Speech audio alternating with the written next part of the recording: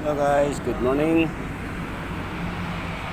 Dito tayo sa trabaho natin, pero sisingit ko lang ito pag troubleshoot ng electric fan ng isa naming empleyado kasi ang report niya ay may kumikislap sa loob ng may motor. So nung aking binuksan guys, ay nakita ko itong AC cord wiring niya may mga connection bugtungan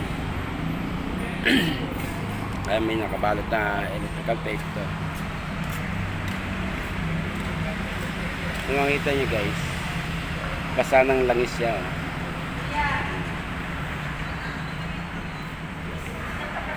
Kita nyo ang grasa niya ay talagang kumalat na sa pinaka skull, nakabungo ng motor. Ano sa loob? Kita nyo.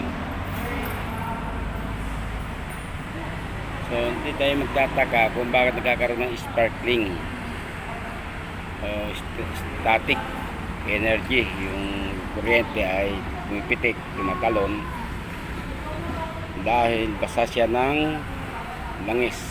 Kita nyo dito guys, yung tingnan natin sa maliwanag yan, pati kapasitor niya ay basa sa langis. Ayan o guys, ayan. So kita nyo, siguro sobra na paglagay ng oil dito sa bushing sa shaft din dito, eh tumagos ang oil hanggang sa kalooban sa kanyang armature, stator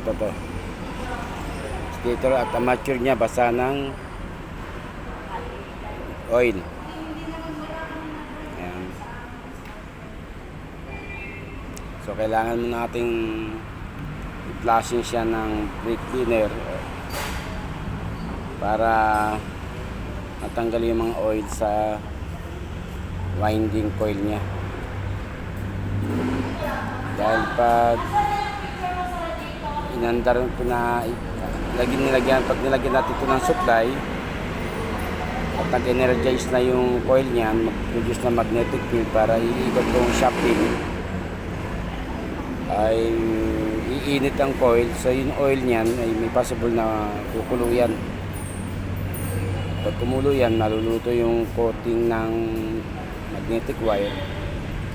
So magiging cause yan ng short circuit o masusunog yung motor. So kailangan natin ng linis muna. Tanggalin natin yung mga oil niya.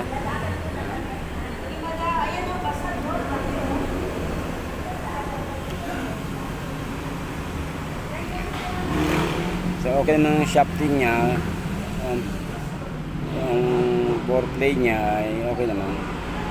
So hindi siya maganit, ang clearance niya ay okay. So nakita ko lang guys ay talagang basang basa siya ng oil o langis. So possible dito kumikislap yun sa may mga bugtungan ito. Nangingintab yung electrical wire niya, electrical tape niya, saka wiring niya.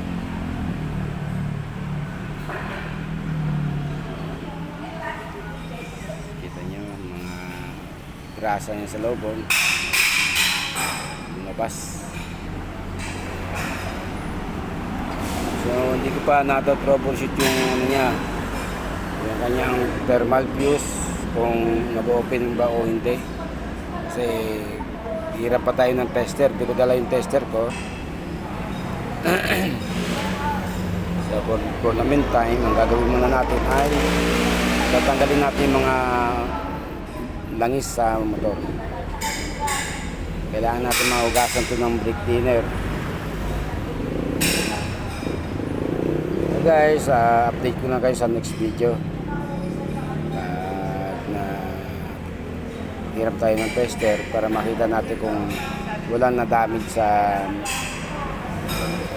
electric winding motor niya. So, yung mga magnetic coil niya, yan. Tingnan natin guys. Nakahirap tayo ng tester. Hey guys, thank you for watching my video at sana patuloy niyo suportahan. Ingat po kayo palagi and God bless us all.